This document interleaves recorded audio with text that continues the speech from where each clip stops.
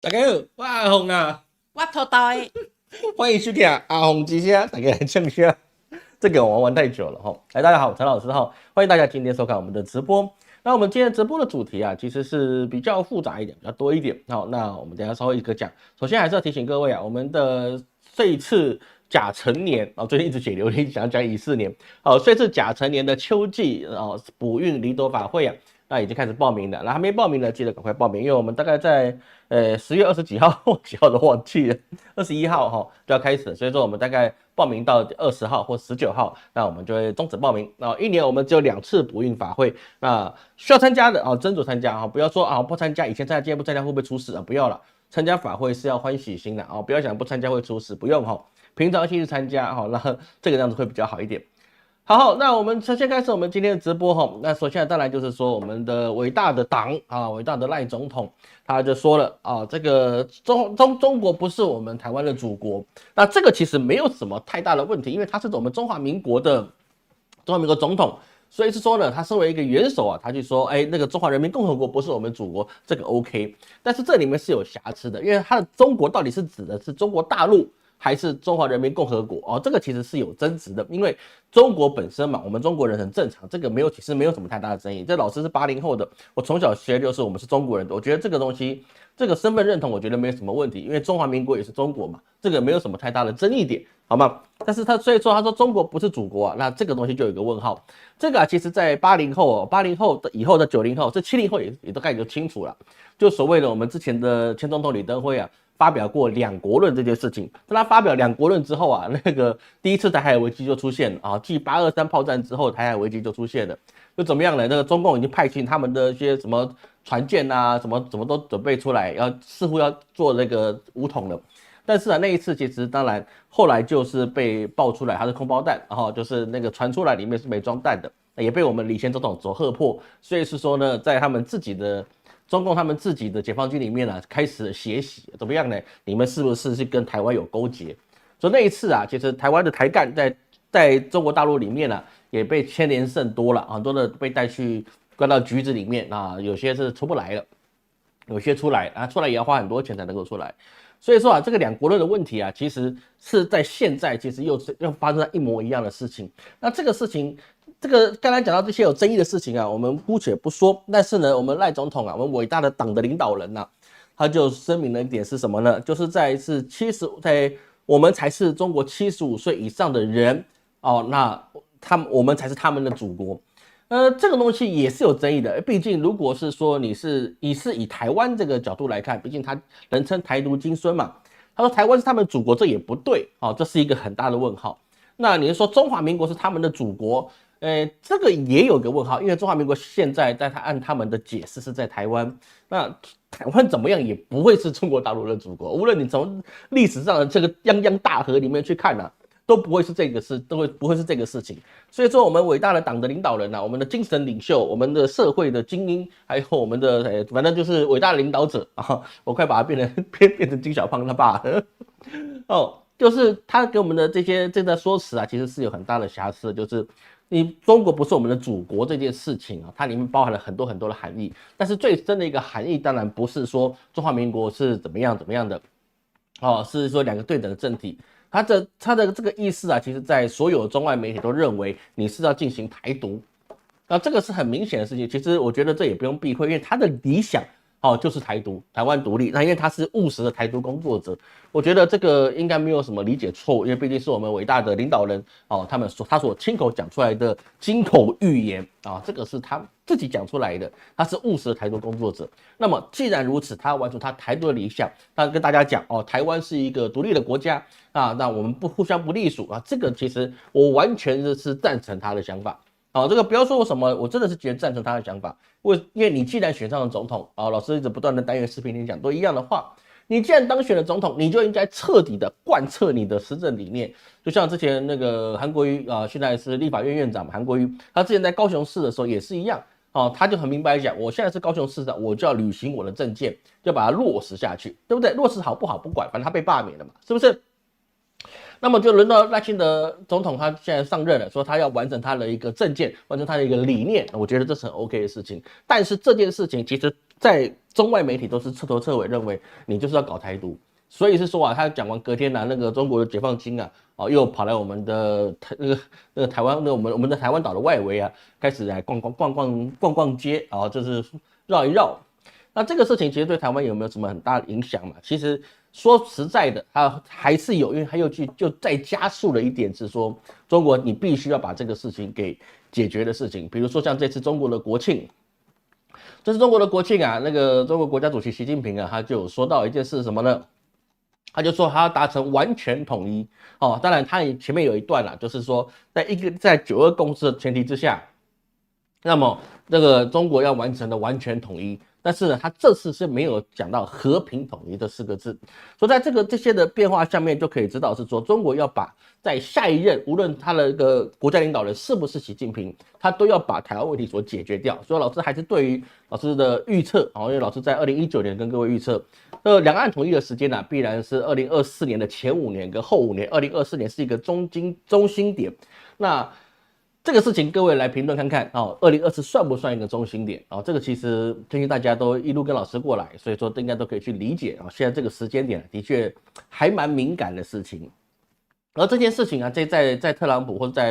者在贺锦丽身上，其实也是一个博弈。为什么？因为他们无论如何要说对台湾造成什么样的支持，永远是只收钱不出货。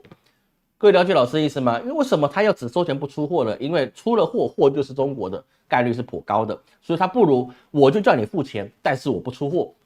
这个东西我相信各位在爆炸媒体上都可以知道这件事情我们购买所谓的美国军火基本上是不出货的，因为他只负责收钱我们钱先付，但是呢货以后再出。他会跟你讲很多的原因厂商制作慢先给乌克兰战场巴拉巴拉的。那你现在以色列打成这个样子，他是不是要先支援以色列呢？他卖给以色列的武器也不会卖给我对不对？那本来就是这样的事情。所以说像这个状况来讲，对台湾当然是一个很不利的一个状况是有，但是我们还是要坚持的支持我们党的领导人、国家的领袖他的一个方针他觉得台湾应该独立，那我们就支持他独立我们千万不要口是心非，好吧？我们要全心全意的支持我们的党，让他可以的顺利让台湾独立。有些事情早点做比晚点做好。你不做了总比不做好，与其让自己的子孙后代在混在这种不明不暗的一个国际情境里面你不如怎么样呢？该做什么就做什么，我们做了什么，对也就做了什么这个是一个比较直接的事情所以说这个我们的赖清德总统他说到这个祖国的这个事情其实也真的上了英国的卫报，但是目前为止国台办还没有很明显的一个说法，毕竟他们还在11长假之中，所以说其实在明天或后天其实国台办应该会有一些说辞毕竟我们逼近我们的一个双十国庆了嘛，对不对？那双十国庆那个时候，我相信还是会有一定的表示针对这一些问题。至于有人说10月份会不会进行呢台湾武统这个问题我目前的看法是比较不会的因为现在多事之秋，很多事情中国还是必须要拿捏好它的一些产业链或是一些国际的情势至少不会在10月但因为毕竟我看11月可能还行11、12月可能还行，但是呢风险值高，但是呢还是要注意一点，就是说国际局势如果进一步恶化，但他们也不排除提前出手，但是这个概率大概不到10%这各位请放心。好，除了这个之外，我们要看看整个世界我们刚才讲到了两国论影响到了中国的一些进程，所以说我们先从中国开始讲。美国现在开始说针对辉达给中国大陆市场的那个 H20的 AI 晶片现在据传出来中国是已经无法跟辉达也就是 NVIDIA 去下单这个晶片。那没有这个晶片对中国有没有什么太大的影响嘛？其实我们知道，上周我们有谈过，中国已经可以自主做出7奈米的光刻机已经有光刻机可以去使用了无论是 EUV、DUV 我不清楚这个我只看结论毕竟我不是做这一行业的。那我只看结论，它如果做得出来7奈米的晶片并且可以量产了，那么它5奈米必然已经在实验运转的过程。那至于良率高不高其实这个也是有争议的。为什么？中国良率就算低了一点，但是它毕竟有这个稀土的原物料，它比其他国家去取得这些原物料的障碍度，还有他们的一个资源的饱和度是不一样的。如果我这种原物料我本来就有了，那么我低一点的这个良率，那我还可以承受。所以说你说 H20的晶片是不是可以完全克制中国 AI 的发展？其实老师在这段时间呢，跟金英老师一起不断的去找世界各国，包含中国的一些 AI 系统。那中国有几家的 AI 系统其实做得非常好。真的是非常好。我跟你讲，真的，它可能比不上一些在美国比较尖端的，但是啊，现在百家争鸣的时代啊，中国有一些的 AI 的系统啊，真的是下叫它包含了什么？包含他们做 AI 的动画，可能它只有6秒到10秒，可能就是这一点的时间的。那也包含他们 AI 的那个语言机器人这些东西其实他们的进步速度是真的是非常之快，也包含百度他们自己做出来的这一些 AI 的系统。还有阿里云，他们做出来这些 AI 的一些生成系统，真的是令我叹为观止，因为他们的缜密程度啊，会超出你想象的。举个例来说，现在你在抖音你去上传你的短片，它甚至可以用他们后台的 AI 帮你做好段落，就是你几秒几分讲哪个主题，几秒几分讲哪个主题，它都可以把你分出来了。当然，现在我们的这个频道 YouTube 它也可以。它可以，如果你愿意的话，你上传的影片，它可以帮你自动分段出来这其实都可以。但是如果 YouTube 可以，中国也可以，代表中国它已经有这样子能力去支持他们的网络的市场，还有他们的技术的一个发展，这个是一个非常非常大的讯息量在这个地方。如果中国它的科技一旦它可以已经怎么样，没有跟西方的落差，没有这么大的鸿沟，那么它后面能做的事情啊，可能在这2-3年之间，它会飞跃式的成长。那如果美国它已经没有科技领先于中国的这样子的一个技术壁垒的话，那么美国在整个世界上它能够占有的席位，这样的影响力会越来越低。现在美国最强大的不外乎就3大武器，第一个就是军事嘛，它的美国大兵很厉害。第二个呢就是金融，它的一个美元的措施，可以造成全世界的货币还有金融的管道，包含了那个 SWIFT 系统。第三个就是它的科技。而现在以中国的实力来讲，在亚洲这一块，我们不能说太远了，亚洲这一块，那军事必然是中国占的是优势，因为它有地利的优势，因为它的土地幅员大嘛，对不对？所以说它有它的地利上的优势，它的航空母舰不需要到世界各国出任务，它只要光亚洲维持这边的安全跟平安了，它是绰绰有余。包含它最近有发射的东风31AG，所以说它的辐射涵盖至少半个地球，这个是没有什么太大的问题的。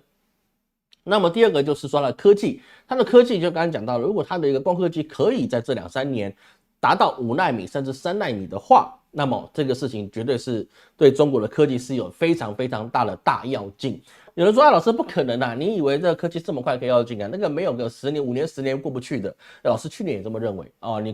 可能说你要弄到7奈米、5奈米，你可能需要个3-5年的时间。这个我们过去直播说过，我觉得中国可能需要3-5年的时间才能进到5奈米。但是现在的局势来看，它可能在明年它就可以突破到5奈米了，不用3年，它可能2年就可以达到5奈米。这个事情是非常概率高的，因为它以华为的这个3折机已经可以知道他们的研发能力是非常强。任何的商品你只要用付诸到商业行为的时候，代表它几乎已经成熟了。除了一件商品之外，就 iPhone 1它那个算是半实验型的商品，而获得了巨大的成功。它几乎是怎么样呢？按照乔布斯他的一个想法，就是他重新发明了手机这样子的一个商品，这个是没有错的。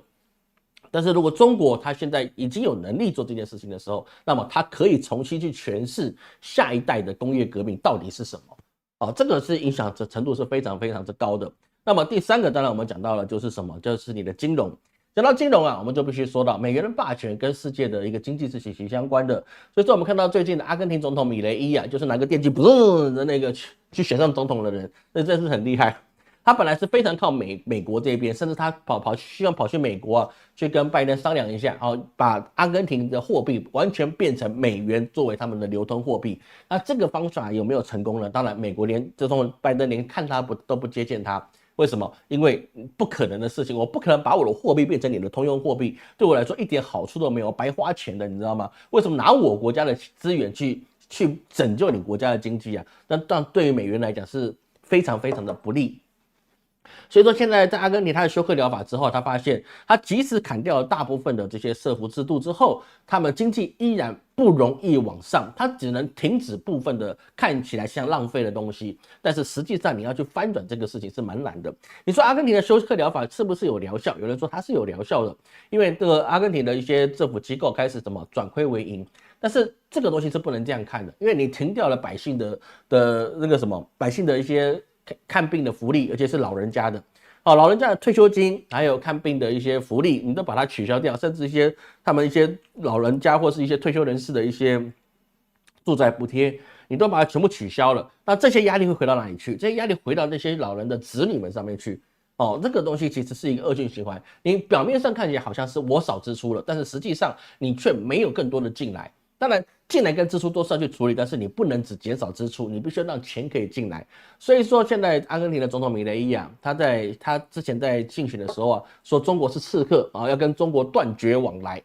但是呢，他现在就发现是说，中国是非常有趣的贸易伙伴。所以说呢，他们认为啊，中国是一个只要做生意然后不要打扰他们的内政，然后他们就可以很好的往来。所以说，他预计在2025年1月的时候啊。这个阿根廷总统米雷伊啊去拜访中国大陆，为什么？因为他们没有办法从美国那边获得足够的资源，甚至是没有任何的好处。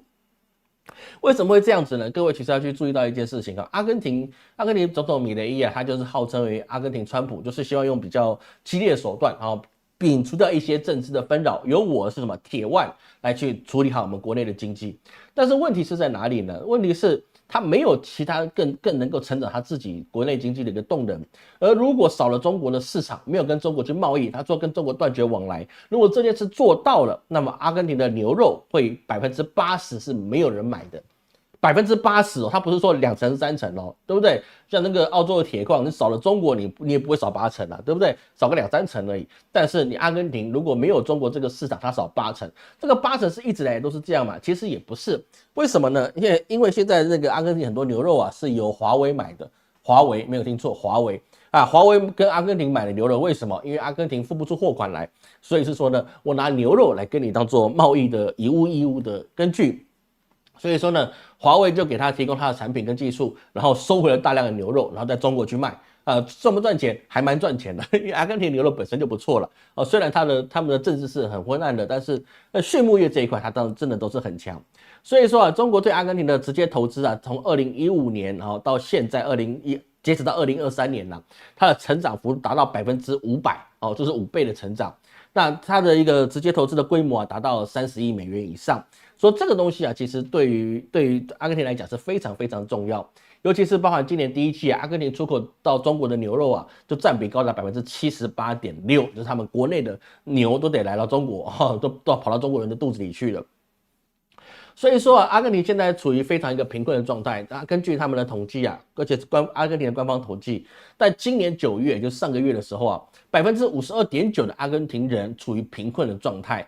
与米雷伊上任时的2023年下半年比啊，他还增加11%。所以说呢，米雷伊上台的时候啊是41.9%，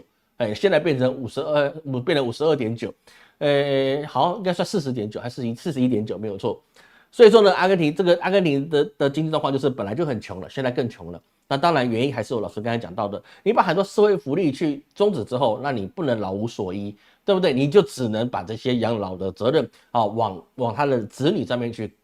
套了，因为你不这么做不行。所以说子女他本来只能养活他自己，还有养活他的小孩，现在又多了一对老人，那么而且又是可能就4个人，因为两边都有父母嘛，那加上你可能又离婚又结婚。那你可能你的负担就变重，本来不贫困了就会变成贫困的状态，所以这个状态其实就会越来越严重的显示在阿根廷他们的一个社会经济。其实各位不要去看阿根廷啊，其实看所有的一个社会大部分都这样。你除了一些本来就不富有的，比如说印度比如说非洲一些卢甘达这些国家，他们本来的平均寿命跟他们的一个生活素质本来就比较差的。你说比较好的你可能至少就是说你可能要讲一个比较基础一点，你要越南以上的很多的一个这些国家他们的经济水准，你是真的是一代不如一代。以前你看我们在中国可能是50年代、60年代、70年代，对不对？到70年代已经有点硬了，大概是50年代、60年代的时候，一对夫妻他可以养了至少6个人。包含的是说，他可能上面的父母下面的孩子都可以把他养，吃不饱，但是呢不会饿死。但是呢，现在的下一代比如说00后，他能够养得活自己不饿死就很厉害了。你不要说养孩子了，养自己不饿死就很厉害了，更别说养孩子养父母。所以说，在这个社会经济之下，其实最大的问题就还是在经济经济没有办法有成长动能，或是被资本去收取过多的社会资源的时候你就会造成是说，现在下一代就会变得比较痛苦。而在这个状况之下，其实在亚洲比较有利的地方就是有 RCEP， 另外一个就是金砖国家。那金砖国家这个事情就是变得比较需要注意到的地方。为什么？也包含了这次的这个在以色列战场上面，以色列的战争之中啊，叙利亚它的一个周边国家叙利亚，它也正式申请加入金砖国家。那这个对金砖国家有什么样的影响呢？那当然就是叙利亚它本身是产石油的。当叙利亚加入了金砖国家之后，代表你这个金砖组织里面呢多一个产油国，多一个产油国对他们来讲有什么帮助呢？就是在一些来不及转型或者没有办法转型光电或者核能的国家，它也是需要这个石油的能源来作为使用，那不能算过度啊，那是必要的能源，因为有一些比如说像炼铁炼钢，对不对？这些东西你是必须要石油。来做发电，或者来做一些相关的一些衍生品，比如说你的铺柏油路啊等等之类的，或做一些药品之类的，这还是需要石油。所以说，叙利亚它加入金砖国家之后啊，那这个对于整个金砖国家的组织啊是非常有意义的帮助所以是说，现在这个东西进去之后啊，大家在想是说，你后面的阿尔及利亚、孟加拉、印尼是不是成为下一个金砖国家？那这些国家里面啊，其实印尼当然是比较重要的，因为印尼的经济啊会比阿尔及利亚或是孟加拉孟加拉太穷了啦，孟加拉可能可以晚一点。那这些国家还是有差别的。所以说，金砖国家就跟什么呢？就跟考大学一样。那个那个人越来越多，然后审得越来越严，然后这个很多事情就会变成这个样子。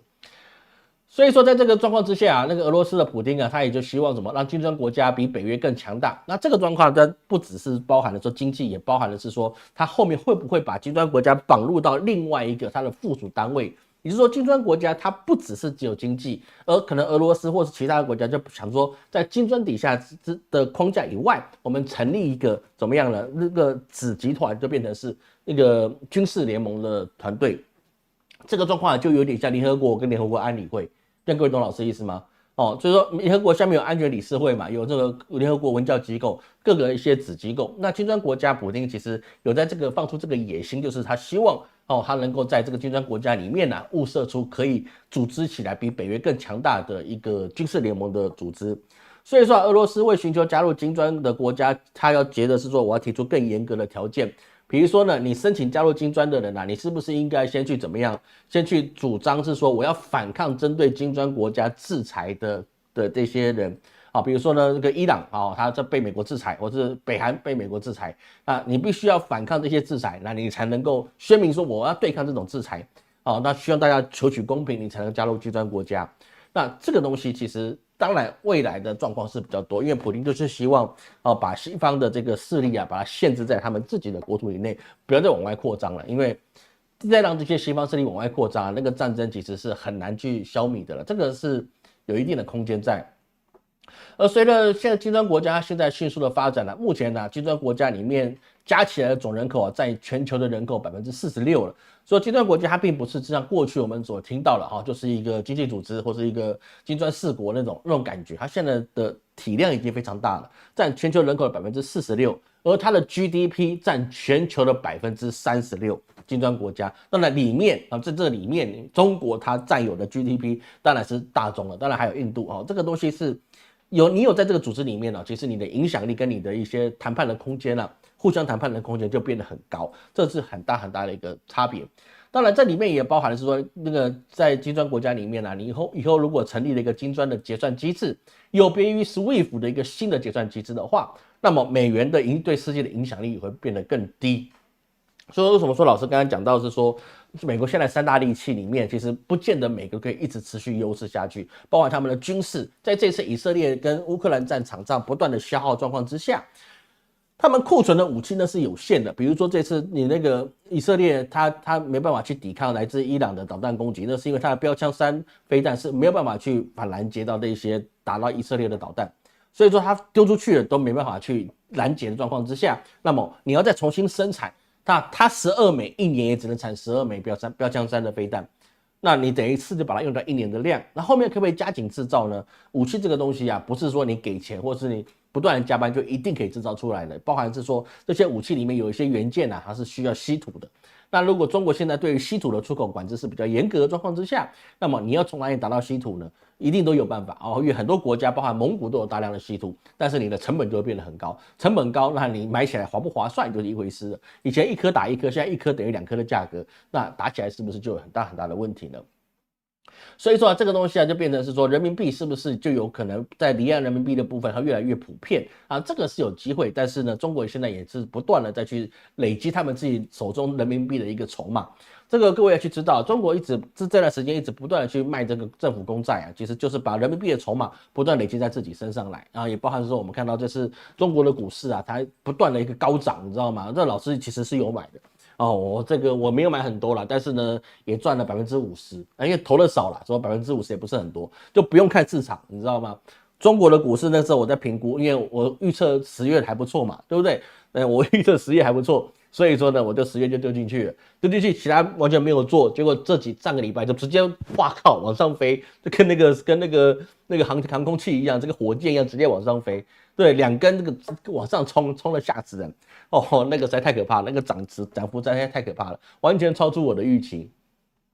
所以大概都全部涨回来了。那为什么会涨回来呢？你有资金进去，资金为什么进去？因为政府一定有就在后面操盘，政府哪来的钱去操盘股市？因为百姓的钱都到了政府手上，他把它拉抬回来，让该想出场的人出场，不然想继续投入就投入。因为中国现在手中的人民币是够的。所以它会不会让人民币离岸人民币变成很多散在外面啊？这就不一定啊，毕竟他们自己国家内部的问题还有很多。因为过去他们一直拿土地去换房子，然后这个钱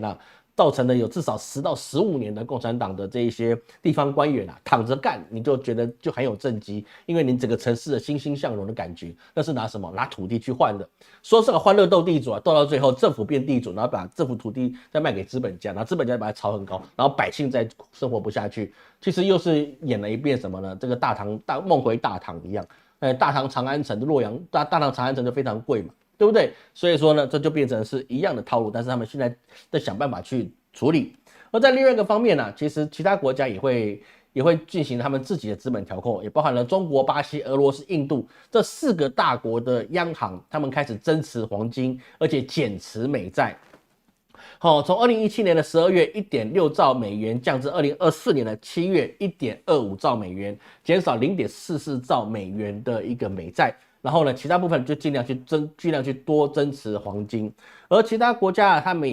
也在开始逐步的减少美债。为什么？因为美国的债性是有问题的，这个我们后面会提到。美债现在是已经超发到一个你根本就没有可能可以还清的状态。这个破掉，这是已经是可以去公认的事实，只是大家在想，我是不是不要当最后一个就好了？那怎么样可以把自己的伤害降到最低？你也不可能全抛美债有些时候是对于大国而言这是互相的去做一些怎么样筹码交换，所以你也不可能完全不给美国面子把美债全部抛掉，除了俄罗斯之外，俄罗斯本来就跟他对着干了，那是没什么问题的。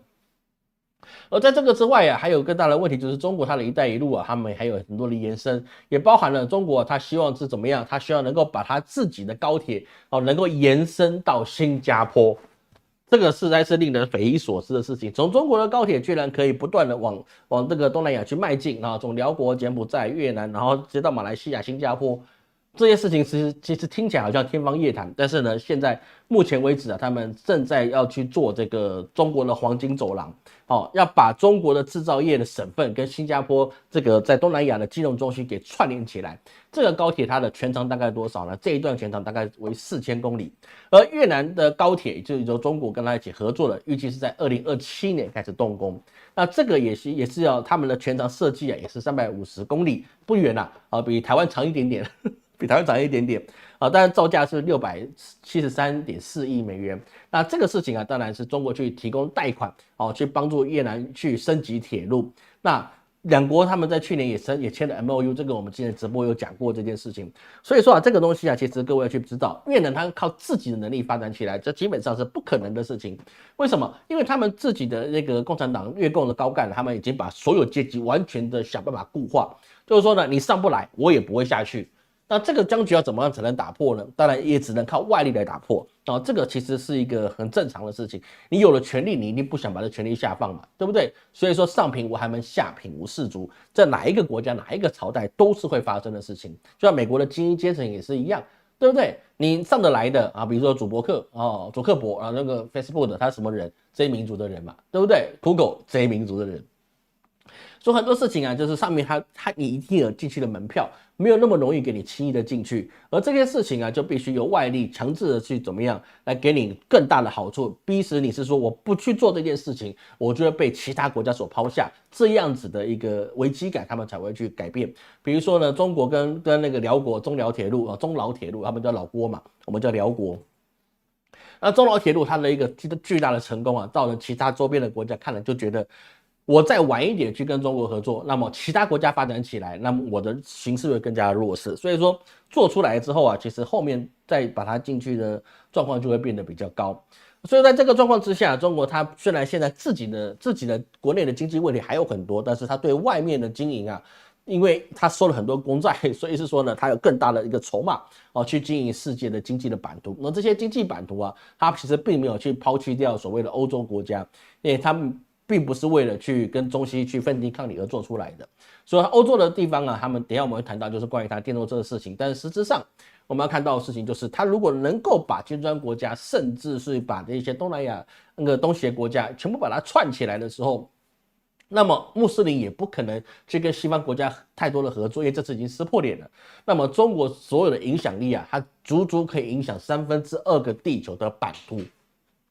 欧亚非三大陆，那代表说亚跟非，基本上中国的影响力就可以达到这么宽广的地方。那在这个状况之下，如果中国自己本身有新的工业革命，就是它所谓的他们的晶片跟他们的一些由 AI 所掌领的一些 AI 系统，来去协助他们工业发展，甚至他们的科技发展，甚至他们可以把一些呆板的事情交由 AI 去做，甚至连军事他们都有机械狗了。那在这个状况之下呢，中国影响力在未来是会非常非常的强大，所以现在请各位啊，反正看老师节目的人越来越少了，要去知道一件事，就是不要急着把小孩送到欧美国家，你现在绝对捞不到好处，你现在能够怎么样，能够在中国可以获得一席之地。那你就尽可能在中国立稳脚跟。那你从中国出发到其他的东协国家那边，才是未来你下一代甚至下下代发展的好处。现在你还盲从是说我必须去欧洲、去美国、去澳洲、去加拿大发展，我告诉你来不及了，因为那个他们的时代过去之外，现在他们是印度人的天下。这个没有夸张现在没有夸张。这加拿大像金英老师我们80后的去加拿大，当然那边加拿大人都很反感。为什么？因为你们华人、你们香港人、你们台湾人、你们亚洲人挤兑了加拿大的公共资源，因为甚至他们还必须成立一个学校都是负责收华人去说语言学校。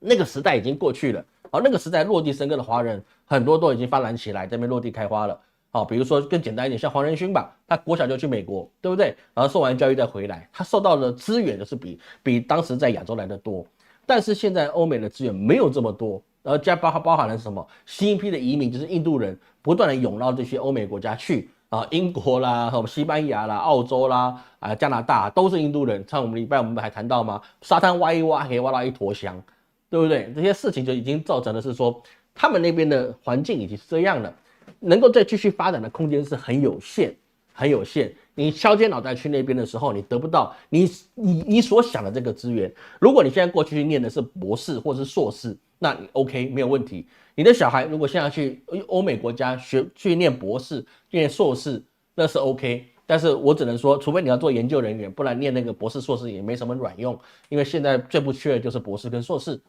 更别说大学生了。所以说你念完了，念可以，你可以学到比较高深的技巧、高深的知识，但是没有什么卵用你大概也是赚不到什么钱。现在靠的不是这些东西可以挣钱。那你现在能够只能在中国去从他这个出发点从你这些身份的优势来去发展其他国家的模式，这个会比较成功的。所以在对外状况之下，其实也不包含了是说他们跟欧洲的那边会有产生一些问题，也包含了是说我们刚才谈到的他们习近平说过他祖国完全统一。那在这个状况之下，美国也说要对台军援5.67亿史上最大的那个对台军事援助。这个军事援助啊，5.67亿啊，美国喊得很大声，但是各位同胞你一定要知道，他是要我们付出5.67亿，拿了钱不出货。终究结果还是这样的。不要说老师他迟早一定会出货啊。对，你说的都对呀。对，他出货什么时候啊？那个很难讲。但是他要先收5.67亿嘛，对不对？你可以分期付款。但是我什么时候出货，我再通知你。那史上最大的这些军事援助给你的东西是很有限的，顶多派教官来给你一些基础的设备，但是真的高精尖的东西他不会给你。所以中国大陆还是一样哈，还是必须要说它是以武助独。那这个东西会不会让美国更加的去刺激台湾这个地方的政治，继续的往独立一方迈进？当然也是会，他都不在乎以色列那边被打了，那你还会在乎台湾有没有被打吗？所以说，台湾台海之战打起来对美国是有利的，因为它可以短期之内消耗中国的发展的势头，最好是明天就打，对美国的利益是最大的。因为就是明天就打的话，中国来不及建立好他们自己的精算决策系统，也来不及做一些所有的一些事情，外围事情跟国际舆论的控制。你明天打对美国最有利，但是呢，如果你明年打，它的利益就少了，因为中国的发展速度就是这么快，没有办法，他们就是对外资是非常非常的迅速的。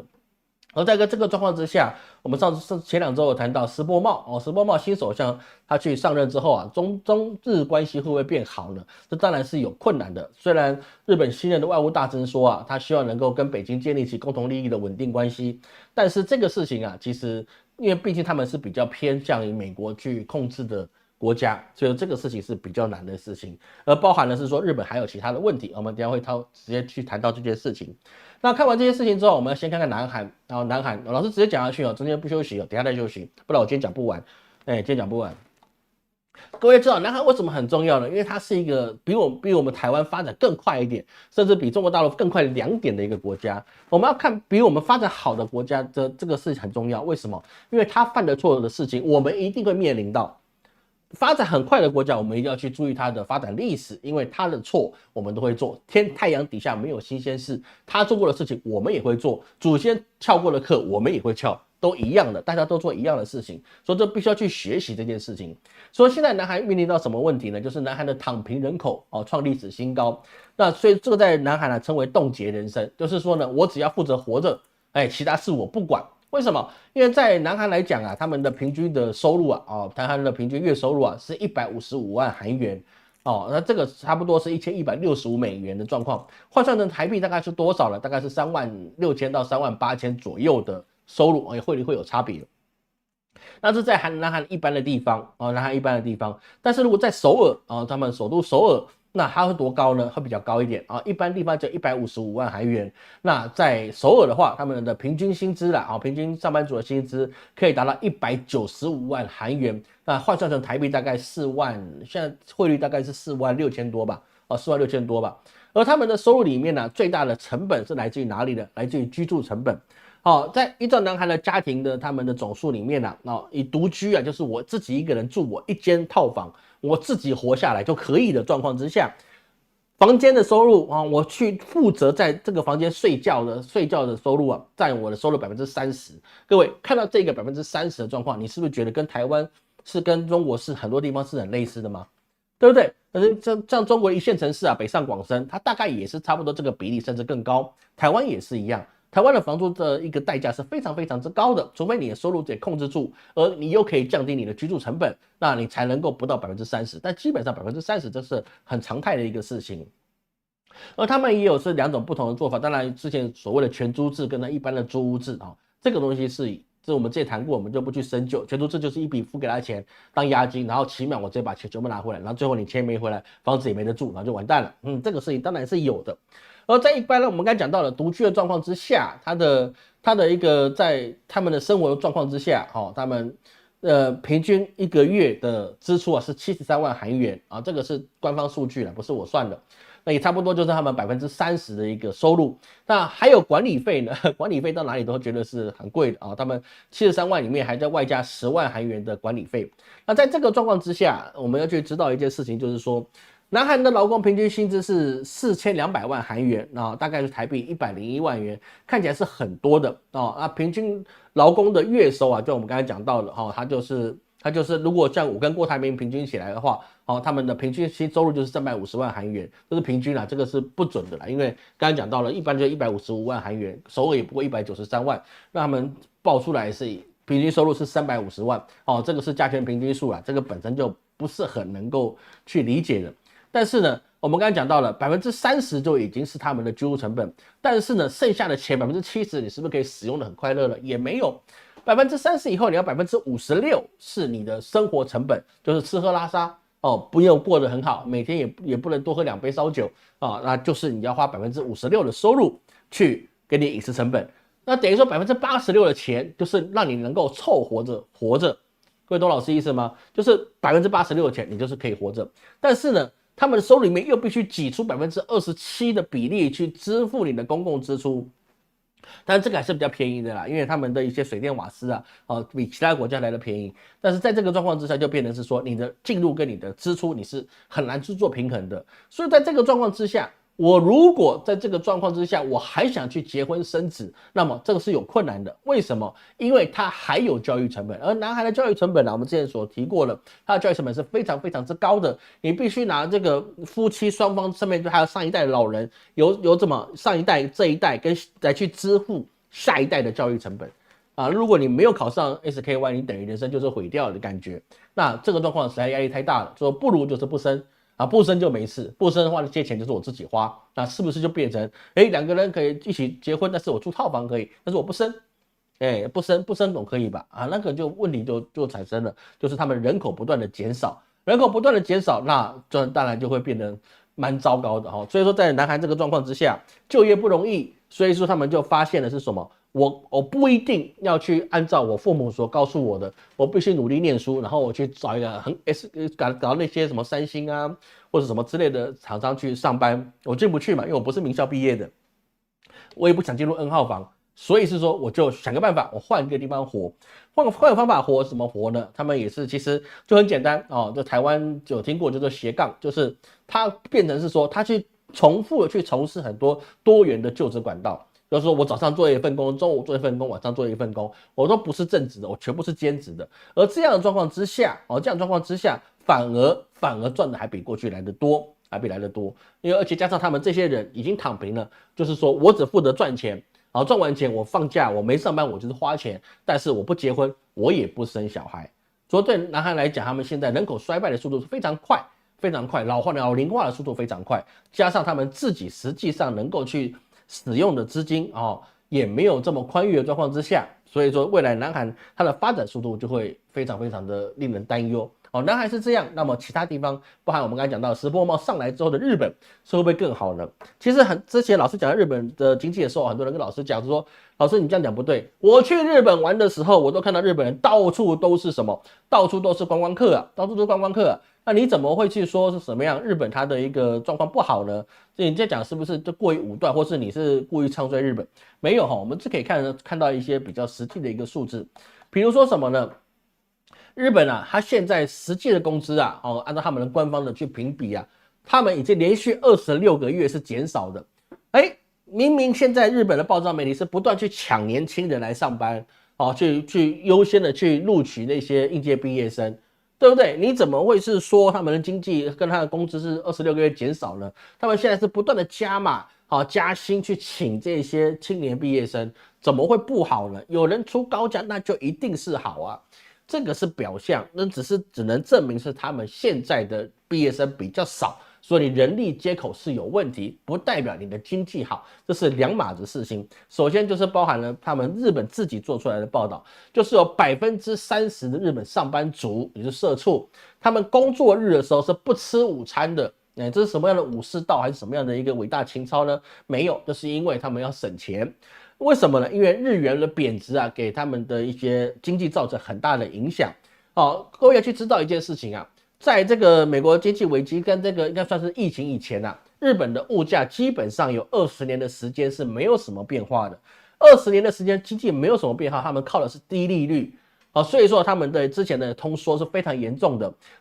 应该用他们自己的一个经济学家来讲日本的经济就像一滩死水，我不涨我也不跌，所以他们一直很希望是说造成通货膨胀。通货膨胀代表是说日本人愿意把钱拿出来花，但是为什么日本会有这20年的失落时间呢？当然又是我们之前所提过的，它是因为泡沫经济把房价炒得过高的状况之下，导致这20年的时间，日本人就必须把他的钱拿去还高过市场这房价的房贷。本来这个房子它只需要可能1亿日元，但是我当时买下它，我花了2亿日元。那经济泡沫经济之后，那我现在房子只值1亿日元，但是我要想办法把2亿日元都还完。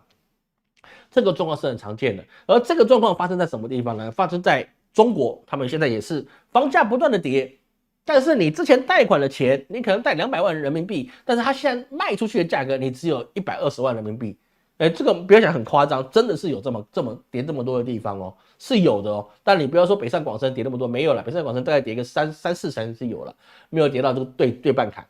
但是在这个状况之下，是不是日本发生过的事情，你中国也发生了？只是中国它不能算是泡沫经济，而是他们的政府主动把不动产的这个泡沫预先的戳破，不然一直发展下去啊，那会死得比日本还要惨，因为他们人太多了。这个问题是很大的问题。所以日本过去用这个低利率的状况之下，用低成本去刺激经济，但是现在不行的原因就是在于疫情跟乌俄之战，导致这个能源跟原物料的价格大涨。所以是说，日本你不可能所有的东西都是靠自己自产自销吧？不都是国产啊？不可能，你和牛可能国产，但是很多东西啊，包含他们的鱼，比如说青鱼，对不对？挪威青鱼那个总是从挪威抓来的吧，对不对？他们喜欢吃的那个章鱼烧、乌贼，那也是从国外去进口，它不可能全部自己从福岛水域里面捞上来嘛，对不对？捞上来的可能有18只脚之类的。在这个状况之下，他们必须要进口，也包含他们的燃料啊，包含他们发电。还有包含了其他一些民生物资都会涨价啊，都会涨价，包含他们自己吃的稻米也不可能日本自产自销，所以即使日本人的薪资涨幅达到5.28%，但是物价涨的速度还是比不过它。所以是说，即使他们一直不断的加薪去请年轻人来上班，甚至呢不怕你说你离开，那你还可以让你再回任，你没有忠诚没关系，但是你人要来上班。那还是没办法去追赶说他们的物价成长的空间，所以是说啊，在2023年他们的年度总结就发现，在2023年的时候啊，有32300多种食品涨价，比2022年的25000多种商品涨价多出了50%将近。主要原因当然还是什么？还是因为他们的原物料上涨，因为日元的贬值，你的原物料一定会上涨，你必须用更多的钱去买一样的东西，这样各位懂老师意思吗？你本来可以用100块日元买到相等于100块日元的货，但是因为国外涨价，加上你自己贬值，那光自己贬值，你可能就得花120元去买了，然后加上贵对方也涨价，等于说你100块日元可以买到的东西，你现在只剩下60%，可能只有60日元或50日元的量，所以说国际物料涨，加上日元的贬值，导致他们自己的原物料变得很贵很贵。即使是说他们物价不断的翻涨，但是也不代表这些商家会赚钱。所以是说，像他们的饭店呢，也包含了很多的地方都没办法是说我涨价了，但是我还是没办法达到平衡。所以在日本有这个在今年第2季的状况之下。他们有数以万计的拉面店是倒闭的，有些不乏是知名品牌拉面店倒闭。为什么？因为拉面里面用到的一些面粉，还包含荞麦，这些都是必须仰赖进口，所以这个是没有办法的一个事情。所以现在包含到了现在啊，有25%的上班族20岁到50岁的，根据他们调查，他们宁愿是什么样？从家里自带便当无论是爱妻便当还是爱夫便当都一样。我必须自己带便当去公司去吃，而我如果没有人帮我带便当，我自己也没有时间煮便当，那么我工作日我就不吃，所以这个状况就变得非常严重这个状况就变得非常严重。所以说我们看到日本跟韩国他们现在这个状况之下，那么台湾跟中国，我们是不是逐渐也迈入他们的后尘？因为他们日本跟韩国发展速度比我们中国跟那个中国大陆还要来得快。跟台湾来得快，那我们一定也会迈入它的后尘。包含台湾现在的房价本身就是不合理的状态，中国也是房价是不合理的状态。我觉得中国房价至少再跌一半吧，不然你实在是不合理的状况。各位要去算你要去算这个房子的本益比。你说你买房子回来你自己不住，我先囤着房子以后给子孙住这个我绝对同意以后你子孙可能愿意去住，你是那个现在屋龄可能加在后面个30年的房子，他也觉得可以接受，那没有问题。但是你要去想一件事情，你买房子现在你去租出去，你能够 cover 得掉你自己的房贷成本吗？这个是有困难的，各位，你除非你用新青安，然后贷款40年，不然的话，如果你贷款20年，我告诉你，你买房子再租出去，你要用3成的自备款，你是亏本的。你是亏本的哦，你不要想说有房客帮你负担房租，没有，你房客帮你负担房贷，但是你还要贴钱进去，你才能够足以去支付你的这个房贷的成本，也包含了你的房子会旧啊，会需要维修，对不对？这些都是钱，到最后你买房子是怎样为自己供了个爹，然后把房子去收房给租客。那有人会说啊，老师，那他们房东都是稳赚的啦，他们要涨价，对，涨价到一定的地方之下，他宁愿就不去租了。我租客可以降低他自己的生活水平，但是我就不租了。那他不租，各位你也要知道一件事情，你为了涨2000块，导致这个房客不租，然后你空置3个月，那3个月你顶多只有赚6000块，但是你已经损失3个月的房租。那3个月房租里面包含了你的房贷成本跟你的房贷的利息，就已经超过你要涨租的空间。所以说你在想着买房子啊，由房客帮你缴房贷这件事情，那是非常的愚蠢的一个事情。然后现在的整个环境就是房贷租售比已经脱钩了，它是没有办法维持到是说像过去30年啊，过去30年前你买房子回来租，你是可以赚钱的可以赚一辈子没有问题，对不对？但是现在不行，你买房子出租，你还得供个活爹，你还得把钱倒贴过去去租给他，然后遇到一个房客，他只要2个月不缴租。加上你还要去维修它那些肮脏成本，你就完了，这今天就很快的断裂。所以这个东西是有差别的。所以在这个状况之下，我们继续因为我才讲不到一半了，昏倒。那在这个状况之下，美国它自己的经济也不是很理想，为什么？因为我们知道上周其实过去这几周美国的美东的码头工人罢工。工人罢工他们2大诉求，第一个是希望能够加薪77%，并且去禁止港口公司去采用像中国一样无人化设备，因为他们要保障自己的就业权利。这个东西罢工的影响是非常非常之大。但是呢，这个东西也不是现在才有，过去也有。而这个事情有没有化解呢？其实在前天他们已经决定他们和解了就是美国的港口资方也跟他们的劳工达成了和解。好像到前天。他们好像到明天应该就开始上班了。那他们的结论是什么呢？他们6年要加薪62%。各位没听错，6年他们的加薪要高达62%。各位，请问一下，每一年增加将近10%的薪资，有没有这么好的收入啊？有没有这么好的收入啊？是不是？你不觉得很可怕吗？而这个薪资他们又必须去暗中妥协，他们不要让他们太快的 AI 技术化，不要太快的一些科技化。等于说中国那种可以缩减人力去做好这些港口的自动化运作这件事情，在美国是行不通的。他们一定要保障当地工会、他们当地劳工的就业权，哪怕这对资方来讲会垫高很多的成本，他也必须要做。而这些事情好像是跟非工会的人、非这些港口的人是没有关系的，关系可大了，因为你所有东西大宗物资几乎你都跟港口脱不了关系，你不能每个都用飞机去运飞机的成本太高了，对不对？你不能每个都用飞机去运你一定得很多东西需要靠船运。那这个东西你进口的东西，如果你都被卡在这个地方，那么你成本垫高了，因为工人要的多了。那么请问一下，那我通过港口我缴的这些费用是不是也高了？因为港口公司它一定是把这些成本转嫁给这些需要港口服务的人。这也就是说，港口服务报关的这些成本在美国6年它会增加至少60%以上的成本。那这些人去报关所得到的成本要转嫁给谁？当然也是转嫁给什么？转嫁给美国的消费者。所以在这个状况之下，已经可以看得出来，美国他们的下一任领导人无论是谁，他们都想要去做成一个关税壁垒。如果特朗普上来，那更糟糕那美国只会加速完蛋而已。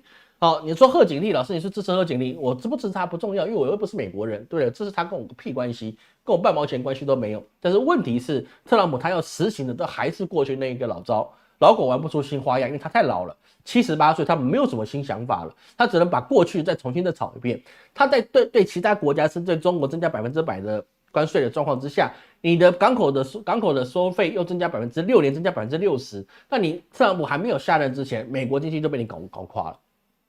这个影响就会变得非常非常之大，所以美国人百姓他们的生活的素质会越来越低，因为他们的物价是不受控制的，会不断的叠加跟升高。所以说在这个状况之下，美国内部的经济是值得忧虑之外，还有美国的联准会美国联准会呢公布了他们目前的账面上啊，他们的损失已经高达2000亿美元，所以他们对我们台湾很好了，他才我们军援啊5.63亿美元，他们自己已经账面上亏损了2000亿美元啊，相当于新台币是6.4兆元。这些亏损是 FED 啊，它为了降低通膨而实施的高利率政策所导致的。那在这个状况之下，等于是说联准会它现在已经没有办法做平衡了。他没有办法去调节好他们自己国内的一些金融秩序，但这个事情会不会对美国造成立即性的影响呢？不会啊，不会，因为他们还是世界货币，所以他们对它的影响是有，大家会担心，但是不至于立刻发生危机。但是保不齐这个未来的3-5年时间，他们的这个财政破洞的赤字啊越来越高，那这件事情就很难去处理啊。所以说，美国现在的经济，包含他们自己联准会到地方的港口都出现这个状况之下。也包含了美国自己的半导体产业是做不起来的，他们唯一能够仰仗的，基本上就只有日本、韩国跟台积电这3个地方来当做美国他们科技的一个重要的供应商。但是如果中国已经有能力做到5奈米的状况之下，那么接下来中国所有东西的发展，它只要5奈米可以商转、可以商用化，并且量产之后，那整个世界的科技版图就会快速的倾斜。慢慢的不断的往亚洲这边靠近，所以说你还认为你现在去欧美发展是怎么样？是逃脱这共产党的暴政，然后你出了国之后，你就喝了洋墨水，你就变得特别厉害嘛？我告诉你不会，你去奔向一个大兴化的国家、大兴化的地界的时候，你捞不到好处，因为他们还是很骄傲，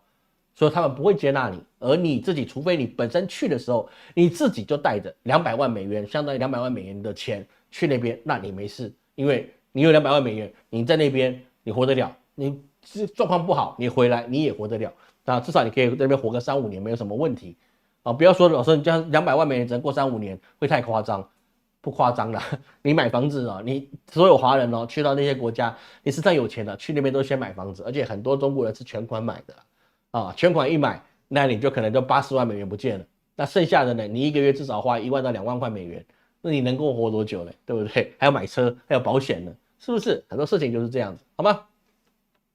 好，那接下来我们看一下俄罗斯，但是呢，讲完亚洲我已经讲完快1个小时了，真是昏倒。我看什么问题啊？老师喝口水。感谢推下赞助，感谢推下赞助，谢谢。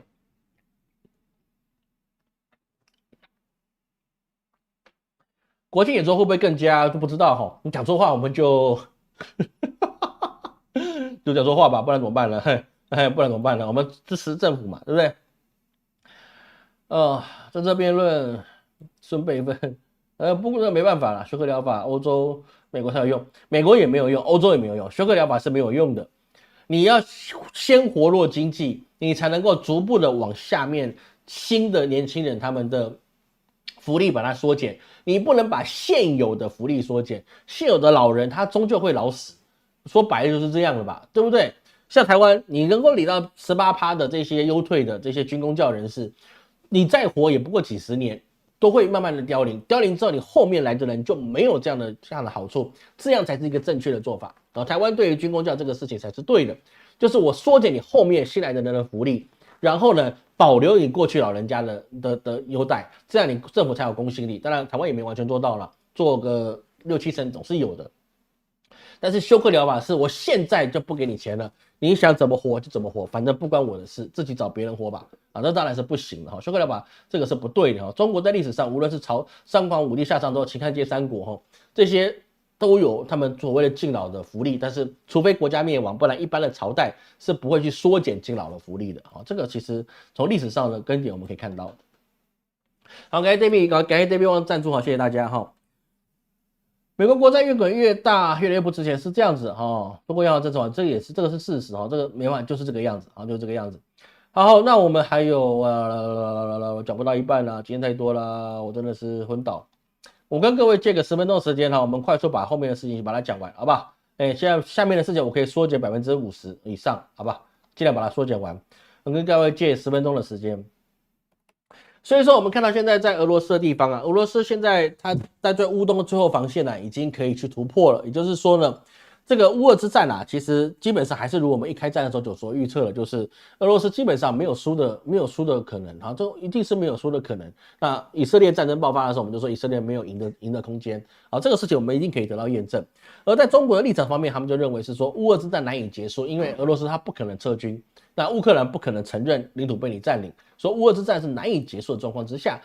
这个事情有的拖，但是呢，越拖对俄罗斯是越有利，因为你没有和谈状况之下，俄罗斯所有的动作都有他们自己去解释，而且他可以继续刺激他自己的军工产业的发展。所以现在对欧美最聪明的事情就是赶快牺牲乌克兰，让乌克兰就地投降，然后承认割让，这件事情才能够限制俄罗斯在现有的土地上面谈了一个新的秩序，然后把他们限制在他们现在的范围之内。如果你再不让他去确定你一直在现在范围之内，而且并且遵守新的协议，就是说呢，哪边是缓冲区啊，然后大家的中导条约重新签，那核不扩散协议继续的履行，不然的话，你让俄罗斯发展下去，我告诉你，世界会灭亡，俄罗斯一定有他的一份，因为他的核武实在太强大了，太强大了。所以在9月29号的时候，俄罗斯夜间呢就击落125架飞入俄罗斯领土的乌克兰无人机。无人机啊其实是没有这么好打的啦。说真的，无人机它是又小又没什么噪音，是不容易打的。它也能够俄罗斯有这个能力去把这个大量的无人机给击落啊，包含就是当然是俄罗斯它可能跟伊朗有合作让他们自己的无人机啊也发展的非常的快。那这个状况之下，就像老师刚才讲到了，他自己的军工产业，你让它刺激到它一直不断的成长，这对于世界绝对不是一件好事。但是呢，泽连斯基能够投降吗？他可以投降，但是美国不同意啊。美国不同意他投降，至少你要等他选完再投降，或者等他就任再投降，那个问题就很大了。那个问题真的是很大。所以说，俄罗斯他现在已经打掉了很多从那个北约派进去的一些军团，无论是英国的，无论是美国的一些佣兵团都已经把它消灭了。那未来还会有很多东西会不断进入这个战场，但是对于俄罗斯的优势是不会改变的，因为俄罗斯他根本就不需要加速他的侵略脚步，他只需要慢慢打。稳稳打下一个，等后面来去慢慢建立起防线，那么鲸吞蚕食，那个乌克兰就活活的被他怎么样？那是生啃活剥了，一口一口被他吃掉。这对于乌克兰来讲你未来对他未来讲一定是更糟的一个事情，也包含的是说，现在俄罗斯军队向乌克兰的哈尔科夫州的库皮扬斯克市去推进，已经逼近不到10公里。我觉得这个10公里你每一天增加个500公尺到1公里那是很正常的一个事情所以说这个乌克兰他即使在派更多的士兵过去其实都很难，也包含他们撤军的速度，一些要去做一些游击的撤军速度也太慢，导致他们自己会变得非常受制于战场的状况。而在这个状况之下，俄罗斯明年的国防预算达到俄罗斯的历史上的最高，他们的国安支出达到14兆达到14兆这应该是以台币为准。那在这个状况之下，你就等于是如同老师刚才所说到了，他已经刺激了他自己的军工产业的发展。但他军工产业发展成这么快的状况之下，美国跟欧洲的劣势就会越来越增加。所以最好的方法还是就地让乌克兰投降，割让领土这个学我们中国老祖宗大清朝，对不对？直接做一个不平等协议，该割的割一割，该停的停一停，不然你再吃下去，你全部都被人家吃光了。这个是一个很正常的一个事情。所以在这个状况之下，这个9月28号的时候，中国外长王毅他就发表是说，乌克兰的危机难以走向结束。当务之急，他们认为是希望在战场不外溢，战事不升级，各方不拱火这个是中国的角色这个站着说话不腰疼，这个事情当然是达不到的因为大家都要拱火他。希望说让这个乌克兰各位尽力的消耗俄罗斯的国力，让俄罗斯没有办法继续的扩张下去，这个是没办法的事情。前2年老师跟各位说到，乌克兰就是俄罗斯的战国渠，对，战国渠就是你就让他花这个钱消耗他短暂的国力，但是他越来只会因为他打这场仗，他越打越强。美国就打仗打起来的，对不对？那你为什么俄罗斯不会呢？那这里面也包含的是美国对乌克兰提供80亿美元的军事援助这个援助就还是一样，我表面上我是援助你，但是不是无偿的，你是要还我的这是我借给你的援助，我帮你就是我借钱给你，但是你是要还什么？乌克兰脚底下的稀土嘛，这个东西都是很正常的一个事情。所以说对于芬兰的国防部长，他叫哈卡尼，他就说北大西洋公约组织在芬兰东南部的城市米凯利设立多国陆战部队司令部为芬兰跟北约之间协调提供最佳的合作。在这个状况之下，就是他们还是认为是说他们自己可能必须接战要吃掉整个乌克兰之后的俄罗斯。这个真的是很愚蠢的方法。这个北约现在的做法，其实跟什么时候一样呢？跟那个成吉思汗去打花剌子模一样。花剌子模也希望怎么样呢？那把蒙古人放进来，然后一点一点的把它消耗掉，因为他们有很多的城邦，对不对？几十个大城邦，什么玉龙节次啊，什么的一些什么多黑城啊等等之类的，那他们就可以把成吉思汗的10万部队分散进去他们的花剌子模的国土。那每一个国家是不是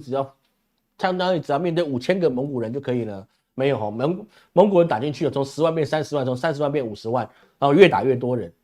俄罗斯就是这样，越打越多人，越打他武器越精良，这个是很正常一个事情。而俄罗斯他也不是坐以待毙，是说你那个随你们北约要怎么做就怎么做。俄罗斯的仲裁法院在他10月2号，也就是前几天的时候他冻结了美国纽约梅隆银行跟摩根大通总计3.72亿美元的资产。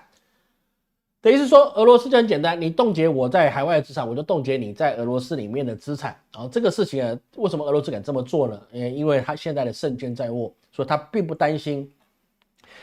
他会去从这个地方他可以获得什么样的不好的回应所以他有能力去做这件事情了。俄罗斯现在高层也有普丁的接班人要开始进去，他们的一些指挥官在达到一些很好的战果之后似乎有新的接班人要挤进权力的核心。那么在这个状况之下，其实普丁他自己可能也感觉到他自己需要一个接班人，他不可能万年的一直当沙皇下去，就算是沙皇你也得交棒。而培养一个新的接班人需要多少时间呢？短则5年，长则15到20年，这很正常的事情。各位看中国他们共产党在培养后继之人的时候那可是以20年当作单位去计算的。20年单位计算的，等于是说，你可能在邓小平的时代就已经决定了你到温家宝时代的这些继承人的接班的顺序了，对不对？那你现在习近平有没有下一个接班人呢？这是个问号这个我们不知道，他国的事务这个我不知道，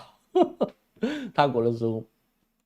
而在这个状况之下，我们简单带过俄罗斯的状况之下，因为它基本上都已经达到胜利的状况，是没有什么问题的。那现在我们看一下，在这个巴勒斯坦的战场上，巴勒斯坦不能是巴勒斯坦，也包含黎巴嫩跟叙利亚战场上面中国从我们前2天有讲到，他已经开始做了撤侨的行动。那撤侨这个状况其实就是让黎巴嫩他要进入准交战的状态。而他们最近在打仗的过程之中包含了是说你的飞弹互射之外，他们的那个以色列的军队也开始进入了黎巴嫩的南边，要开始进行了一些侵略。那在这个状况之下，其实不容易，然后已经铩羽一直不断受到打压。为什么？因为黎巴嫩它是一个多山地形，你是不容易去进攻的。所以说即使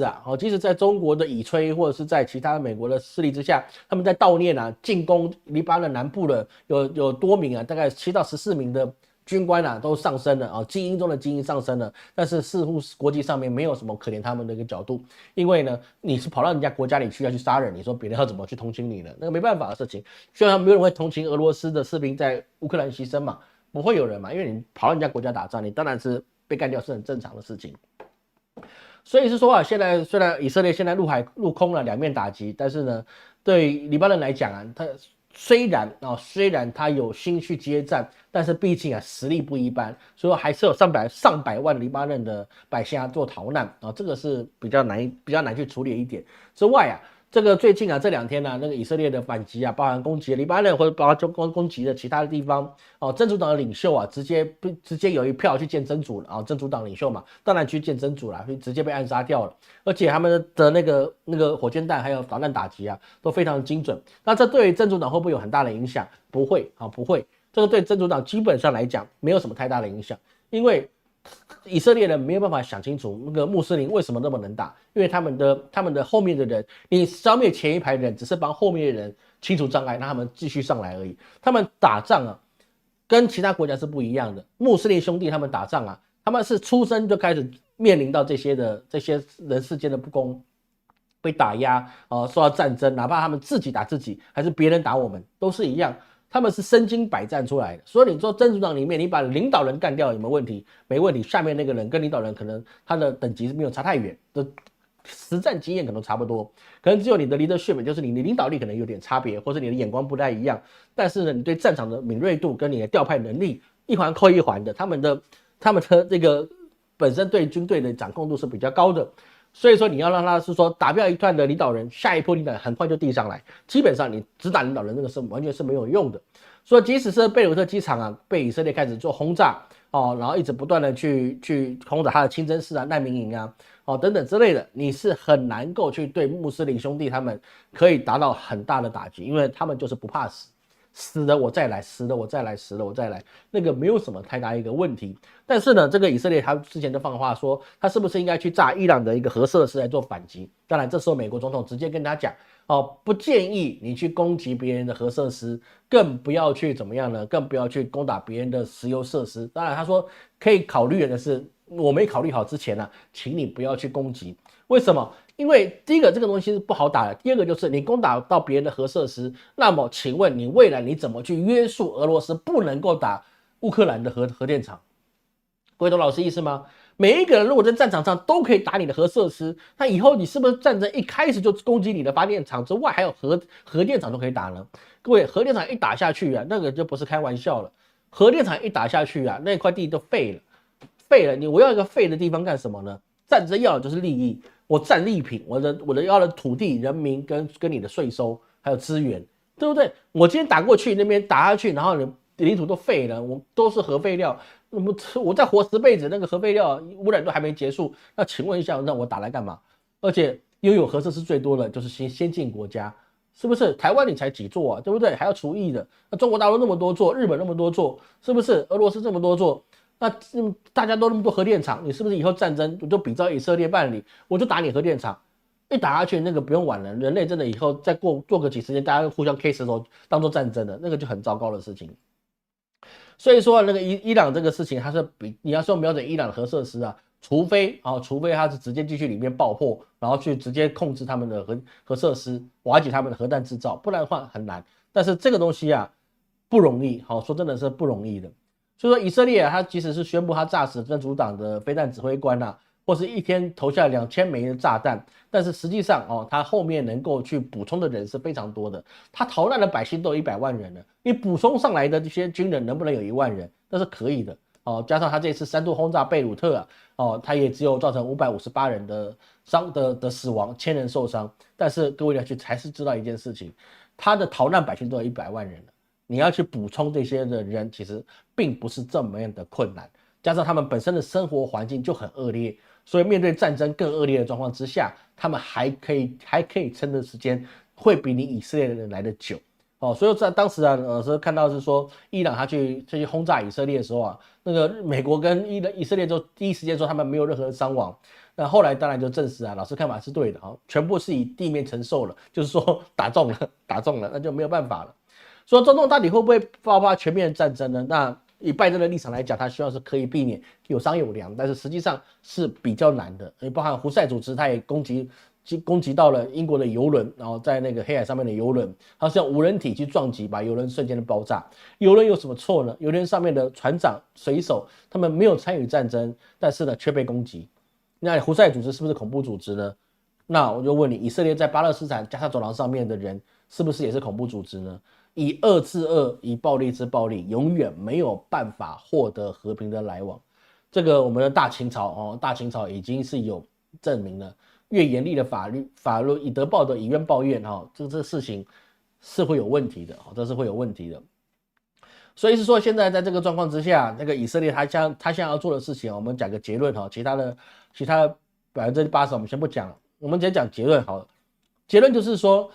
以色列他现在要求的，他希望能够达到的状况，就是在他自己的资源耗完之前，可以掀起世界大战，而且可以掀起是以他为首，或者以他组织起来的同盟国来去跟这些穆斯林兄弟做一个鱼死网破的斗争，希望能够让他们自己的关系网能够消灭掉这些穆斯林的存在，然后呢，把他们的国土全部变成以色列以色列复国主义嘛，他们的帝国。这个事情是目前以色列他们想要达成的事情，这老师个人的估计他们是想要掀起世界几届大战，再掀起一次3战，这样才能够他跻身在战列国之内，他可以跟战败国去要求土地跟赔偿。这个过去为什么欧战之后德国会再反扑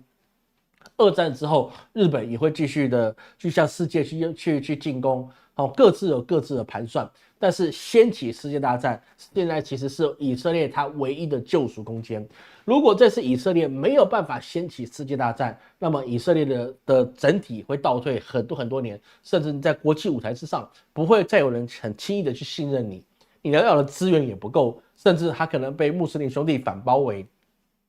把你限缩在以色列你现在的土地上面，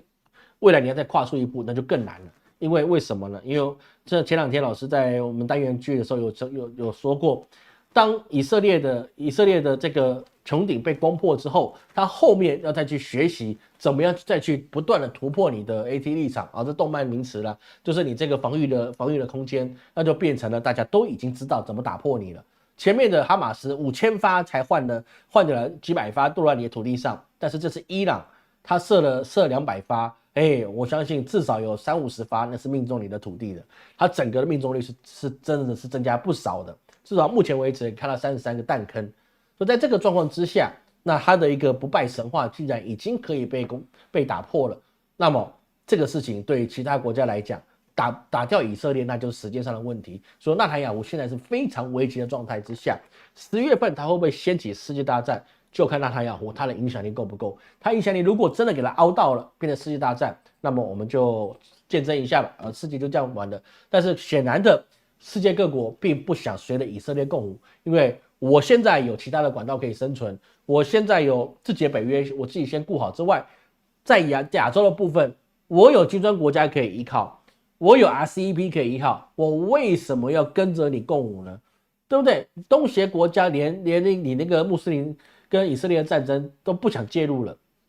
所以发表谴责了。那么你又怎么想把这个战争扩展到全世界呢？这几乎是不可能的一个事情，因为吃得饱状况之下，谁还要跟你造反呢？你说是吗？好，那我们今天多借15分钟的时间了。今天不好意思，老师做了太多的简报了哦。下次我学习一下那个其他名嘴，我们把简报 po 上来，这样我们讲话更快。以色列一直在报复啊，没有啊？一直他都一直在报复啊，他没有说会不会报复的问题，他一直都在反击，一直都在反击，一直都在反击。山战会不会在哪里？山战开始一定那不容易啊，山战现在要爆发的状况是太难了，因为有金砖国家的这个影响力在啊，其实其他国家并不想要世界纷乱有饭吃，没有人想要战争的包含中国它的武力又跟大清朝不一样。二战状况之下是大清朝他妈太弱了，你知道吗？弱了妈的真的是胡说八道了，每一个人抽鸦片变成东亚病夫了。中国现在的军事实力太强到他要可以稳定整个亚洲的局势是非常容易的，因为他射出那个东风31AG 就已经震慑了其他势力想要把战火引到中国的状态。说中国要试射这个东风31AG，它并不是只是单纯的试射，它是要告诉你你在哪里，我他妈都打得到你，你要不要试看看？这前几天呢，老师在做这单元视频的时候，有人跟老师讲，老师那个穹顶本来就不是针对导弹防御的，对，当然大家都知道，但是没有人敢试，你知道吗？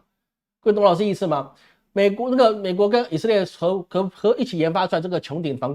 空的系统。当然，大家都知道它是防御低空的，是没有错不是我们不知道，而是没有人敢去用导弹去攻击以色列，对不对？所以他并不知道是说这个穹顶是不是真的可以防御住所有的攻击。那么以色列伊朗这次发射这些导弹，已经证实了，你以色列的穹顶打火箭弹可以，打一些近距离的攻击可以，但是你只要用导弹级、洲际导弹级的或者一般导弹，你是防御不住的，高空导弹你就防御不住的。只要能够证明这一点，我告诉你，他们沙漠里面都可以挖到导弹，你信不信？怎么挖到的？我不知道，一定有神秘的空间，会有这样的问题，好吗？中国会不会这个月直接动手了？我们可以看3天后嘛，3天后我们的双十节看我们赖总统有没有发表一些特别有智慧的言论特别有智慧言论一旦发展出来，那可能这个速度快了一点，但是理论上10月是比较难的10月是比较难，好吗？中国说战胜国，中国稳赢的啊，中国是稳赢的，好不好？纳坦雅胡在报告说手在抖，被人发现，这个事情的确是有，但是呢，搞不好他是兴奋的发抖，我操，可以打了，我操，开心啊，也有可能，好不好？说世界局势如同我们的预测，在阳历10月的时候是一个非常动荡不安，会有血与泪的状态。那现在已经开始应验了，因为毕竟现在的整个火力啊，真的是非常的覆盖非常多。那至于有些人还是想跟老师说，老师，那你到底说10月份的金融是不是会不要进场？现在看起来都是利多啊，中国整个喷发啊，对不对？老师你自己赚不少了，是不是？那美国现在道琼也不错啊，对不对？金价也往上啊，那是不是应该进场呢？这个东西老师还是说啊，岁破之月我是不会再进去了啊，岁破之月，但是不是说它没有利润，而是我没有办法掌握岁破的时候它的一个变化，因为毕竟是岁破岁破了的月份的时候啊，一定百事皆以守而不宜攻这个是基本的，我们在用命的时候一定是比较保守的，但是你在岁破的时候，你想要大力的进场，有没有获利的机会？有，毕竟是年底的，年底它一定有获利的状况，做多做空都有钱赚。只是你愿不愿意赌一把而已赌一把，那你是单车变摩托，还是摩托变走路，那个就不是我能够去处理的，好吗？美国在中东下场嘛，他已经下场了。美国本来就在中东，他已经驻场，他从来没有离开过啊。包括以色列，他现在外海都是美国的军舰啊。他上次发了发了那个标3飞弹，12枚射出去了。也没效果，但是他还是有去做协防啊，他只能帮以色列守好海上，但是他陆地上的东西他没有办法完全的去处理啊，所以以色列还是被炸了。那这区炸下去有没有可能？是有的，因为当你的不败神话被打破了之后，那么就像项羽一样，对不对？你吃过一次败仗之后，那么你对方的士气就会大增，发现你也不是这么能打嘛，你也不是天下无敌嘛。那我一定可以打赢你，那前仆后继就会来了。最怕的就是怎么样呢？最怕就是身上露出点血腥味，那你周边的要复仇的野兽就可以知道你不是无敌的，那么我就可以打败你。只要你亮血条，我就有办法把你打下来。各位懂老师的意思吗？好，不好意思，跟各位借了20分钟时间那我们最后还是说一下我们的秋季补运法会这两个切换速度太快了刚才讲了世界局势，现在给你讲法会我秋季的那个五方草原补运法会那都已经开始报名了。那中国的朋友，你可以用我们中文的报名页面在下方说明栏位都有，那可以用微信、支付宝。那台湾以及海外的都有，我们有各种的超商收款PayPal， 还有港澳之间专用的信用卡港澳之间的信用卡这是特别管道才能使用的，也不知道为什么港澳之间的好像不能够使用 PayPal， 可能是因为中国有关系吧，也说不定这个老师没办法去处理。好，那感谢各位今天收看。那下一周我们会做其他系列的专题包含玄学的跟国际的局势，我们也会跟进。感谢各位今天收看，我是陈老师，我们下周见。我是阿红偷刀我是偷刀我们下周见，拜拜。